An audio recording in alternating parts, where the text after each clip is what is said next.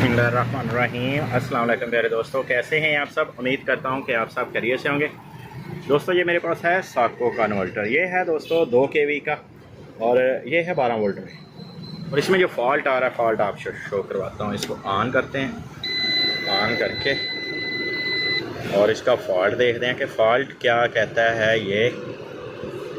तो मैं आपको इसका बोर्ड भी रिव्यू कराता हूँ और इसके अंदर कौन सा सर्किट है, सर्किट बोर्ड कौन सा है और ये फॉल्ट क्या दे रहा है, ये आपके सामने देगा। अभी फॉल्ट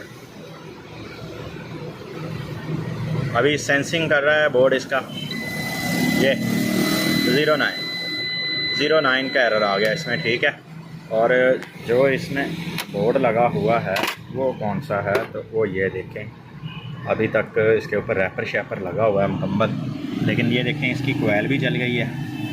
ये चीज़ कोयल भी इसकी हीट होकर जल गई है, क्योंकि मेरे हिसाब से लोड ज़्यादा आया होगा इसके ऊपर, और जो इसकी कोयल है वो हीट होकर जल चुकी है। और इसके अलावा जो इसके 09 एरर दिया है इसने, तो इसका मतलब है कि IGBD या DC सेक्शन या IGBD दोनों में से जो है एक चीज़ में फॉल्ट आ चुका है। हो सकता है दोनों साइडें जल गई हों और हो सकता है एक साइड ही जली हो, लेकिन जिस हिसाब से मुझे ये कोयल लग रही है ना हीट, इस हिसाब से तो IGBD तो जले ही जले हैं। हो सकता है DC सेक्शन भी जल गया हो। लेकिन दोस्तों बोर्ड इसका ओपन करते हैं, फिर मैं आपसे इंशाल्लाह बोर्ड भी इसका शेयर करूंगा, 09 का फॉल्ट भी शेयर करूंगा। दोनों साइडें जली हैं। ड्राइव कितनी आती है AC साइड की DC साइड की, इंशाल्लाह ये भी आपको मीटर लगा के फिर दिखाऊंगा। तो इसके IGBD मैंने चेक किए हैं, सिर्फ़ और सिर्फ आउटपुट के IGBD ब्लास्ट हैं, यानी कि शॉर्ट हो चुके हैं, जिसकी वजह से 09 एरर आता है। और जो DC सेक्शन है वो ओके है। ये देख लें DC सेक्शन में कोई प्रॉब्लम नहीं आई, ठीक है, किसी किस्म की। तो जो सिर्फ़ और सिर्फ AC साइड के थे IGBD ये वाले, तो ये वाले ब्लास्ट हो गए हैं। दूसरे नंबर पे मैं आपको ये बताना चाहता हूँ कि ये देखें, ये लगे हुए हैं सोलर कंट्रोलर के IGBD। अच्छा, इन्होंने क्या किया, जो बड़े इन्वर्टर हैं उनमें एक लगा हुआ है, ठीक है, और जो छोटा इसमें दो लगा दिए इन्होंने ना, यानी कि इन्होंने डबल इस्तेमाल किए हैं। 12 वोल्ट है इसके जो कंट्रोलर है ना, उसके ऊपर लोड ज़्यादा पड़ेगा। लोड ज़्यादा पड़ने की वजह से जो है इन्होंने डबल मॉसफेट लगाए हैं। तो डबल जो मॉसफेट लगाए हैं IGBD, अच्छा काम किया है। ड्यूअल कोयल है इसमें लगी हुई, ठीक है, ये वाली। और जलने वाली कोई भी चीज़ इलेक्ट्रॉनिक्स में कोई भी चीज़ जल जाती है। मैं ये आपसे बात कर रहा था, डिस्कस कर रहा था यार, IGBD जल गए हैं, ये तो कोई मसला नहीं है। लेकिन ये इंडक्टर कोयल है ना, जिसे हम इंडक्टर कोयल बोलते हैं, यार ये जल गई है, इसका मसला बन गया। ये हमें कहीं से नहीं मिलने वाली। अब इसका जो हल होगा वो यही है, मेहनत वाला हल है। मेहनत वाला ऐसे हल है दोस्तों कि देखें, अब ये मैं इसको खोलूँगा और ये तार जो है इसकी खोलूँगा, और खोलने के बाद जो है इसके चक्कर, या तो एक चीज़ होती है हमें, या तो चक्कर गिनने होते हैं कि कितने चक्कर दिए हुए इसके ऊपर ना, वाइंडिंग के ऊपर, या फिर एक और चीज़ होती है वो आप 3 चीज़ें इसमें ना, 3 चीज़ें।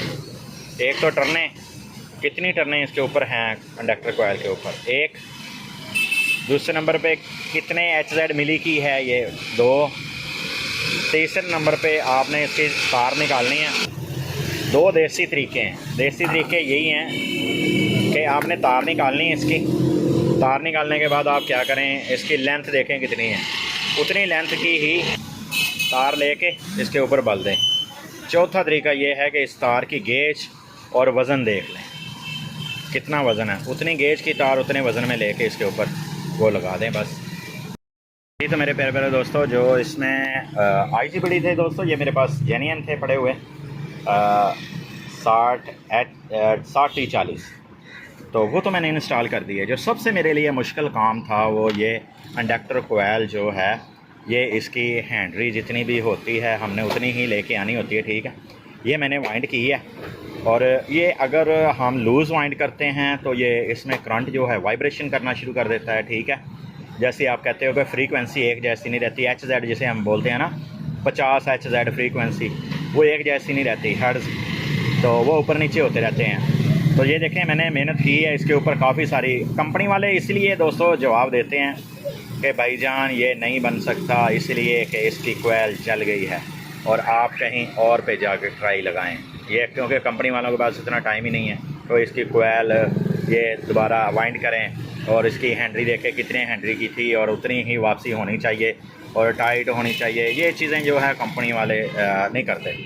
तो IGBT तो हर दोस्त इसमें इंस्टॉल कर लेता है। दोस्तों ये मैं किसी वक्त आपको इसकी वाइंडिंग करने का तरीका बताऊँगा। ये इंडक्टर कोयल, तो ये भी बहुत, जब आप 2-3 कोयले वाइंड करोगे तो इंशाल्लाह आपको भी ऐसे लगेगा यार ये बहुत आसान है, फिर आपके लिए आसानी हो जाएगी। ठीक है, मैंने ना विदाउट बैटरी वाली जो है इन्वर्टर और मेरे पास आया जल के। यार पता क्या है, जो बेचने वाले ना वो बेच के फ़ारग हो जाते हैं। जो मैकेनिक है ना, जो लगवाता है ना, उसे पता है कि उसके पल्ले क्या पड़ा है। अगर 200 इन्वर्टर सेल हुआ ना, उसमें से 150 इन्वर्टर जो है ना, 50 इन्वर्टर ठीक चलेगा क्योंकि उनका लोड मुनासिब होगा। ठीक है, बाकी को लोड जो होता है वो मुनासिब नहीं होता। किसी ने लाल पंप का लोड डालना होता है, किसी ने कुछ डालना होता है। तो उसमें क्या होता है, उसमें ये होता है कि जब आप उसके ऊपर टारक लोड डालते हो तो उसके IGBT जो है वो ब्लास्ट हो जाते हैं। मेरे पास भी आए हुए हैं, मैंने भी चेक किए हैं, ब्लास्ट हो जाते हैं। तो फिर वो ब्लास्ट होने की वजह से वो क्या करते हैं बेचारे, वो करते हैं कि यार आज ही मैंने लगवाया, ये 2-3 दिन चला, 2-3 दिन के बाद ये ब्लास्ट हो गया। फिर वो उठा के मैकेनिकों के पास, कारीगरों के पास धक्के खाता है। फिर अपना यानी कि प्रॉपर चीज़ नहीं है, अभी कामयाब नहीं हुआ। जो ये पाकिस्तानी इन्वर्टर है ना, कामयाब नहीं हुआ। आप इसके ऊपर कैमरे नहीं चला सकते, आप इसके ऊपर LCD नहीं चला सकते, आप इसके ऊपर मोबाइल चार्जर लगा दो और टच आपका काम छोड़ जाएगा मोबाइल का। यानी कि बहुत से फॉल्ट आ रहे हैं जो पाकिस्तानी इन्वर्टर हैं, इनमें साइन वेव नहीं है ये। ठीक है ना, जो समझते हैं वो तो बात नहीं करते, और जो नहीं समझते इस काम को या इलेक्ट्रॉनिक्स के काम को, वो कहते हैं भाई ये तो पाकिस्तान में मैंने 50 सेल किए हैं, अभी तक एक भी नहीं वापस आया। वे वापस क्या आना है, उन्होंने वो चीज़ें नहीं इस्तेमाल की जो उसके ऊपर चलती नहीं है। वरना वो आपको कहते हैं कि भाई मेरे से आपने 60,000 रुपया लिया है, ना इस पर LCD चल रही है, ना इस पर कैमरे चल रहे हैं, ना इस पर मोबाइल चार्जर चल रहा है। ठीक है, उसकी क्योंकि फ्रीक्वेंसी उसके साथ एडजस्ट नहीं होती ना, ये इशू होता है। तो चलिए दोस्तों, मैं इसमें कोयल एडजस्ट करता हूँ, ये वाली इंस्टॉल करता हूँ। इंस्टॉल करके फिर इंशाल्लाह इसको चला के चेक करते हैं। अच्छा दोस्तों, साको का 2 kVA और 1600 वाट। ये दोस्तों इसमें मज़े वाली बात जो है, इस इन्वर्टर में जो ये वाला आया है, ये 12 वोल्ट में है, एक बैटरी में है। ठीक है, मैं आपको बता देता हूँ। ये देखें दोस्तों, मैं आपको बताना भूल गया, HZ देखें 50 एजेस हैं इसके। अगर कोयल की वाइंडिंग में कोई फ़र्क आ जाता तो ये जो HZ थे ना, इन्होंने भागना था। ये देखें 12.9 वोल्ट। यानी कि मैं आपको ये चीज़ दिखाना चाह रहा हूँ कि ये इन्वर्टर है ना 12 वोल्ट में, इसमें आपके लिए आसानी क्या है। अगर आप 580 वाट के 4 सोलर पैनल लगाते हो तो चारों के चारों आपने सीरीज़ में लगाने हैं। इसमें मज़े वाली ये बात है, 12 वोल्ट में ये इन्वर्टर है, लेकिन आप इसके ऊपर जो 4 सोलर पैनल लगा सकते हो वो है 580 वाट वाले। आप इसके ऊपर 580 वाट के 4 सोलर पैनल इंस्टॉल कर सकते हो, वो भी सीरीज़ में। तो जो इसकी MPPT रेंज है ना दोस्तों, बहुत ज़्यादा है। दोस्तों ऐसी अच्छी वीडियो देखने के लिए हमारे चैनल का विज़िट करें। इंशाल्लाह आपको ऐसी अच्छी वीडियो देखने को ज़रूर मिलेगी। ये चेक करें, ये इन्होंने लिखा हुआ है जी MPPT रेंज बेस्ट PV।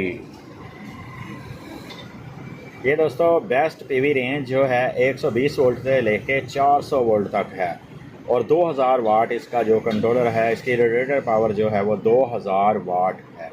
यानी कि आप 580 वाट के इसके ऊपर आसानी 4 सोलर पैनल इंस्टॉल कर सकते हो। और ये आपको MPPT रेंज में ही, यानी कि बिल्कुल थोड़ी सी भी धूप होगी तो ये काम करेगा, क्योंकि दोस्तों वोल्टेज आप हो जाते हैं, आप वोल्टेज जो है ज़्यादा होने की वजह से ये आपको बेस्ट रिज़ल्ट देगा। तो चलने वाली कोई भी चीज़ हो तो जल जाती है, कोई मसला नहीं है। तो फॉल्ट जैसे कहते हैं ना कि दुख सुख ज़िंदगी के साथ साथ हैं दोस्तों, बस ऐसे ही है कुछ, जितनी देर तक ज़िंदगी है। और बस अल्लाह ताला सब की परेशानियां दूर करे। ऐसी अच्छी वीडियो देखने के लिए दोस्तों हमारे चैनल का विज़िट करें। इंशाल्लाह आपको ऐसी अच्छी वीडियो देखने को ज़रूर मिलेगी। नेक्स्ट वीडियो के लिए आपसे जा चाहता हूँ आपका दोस्त मोहम्मद अकरम। अल्लाह हाफिज़।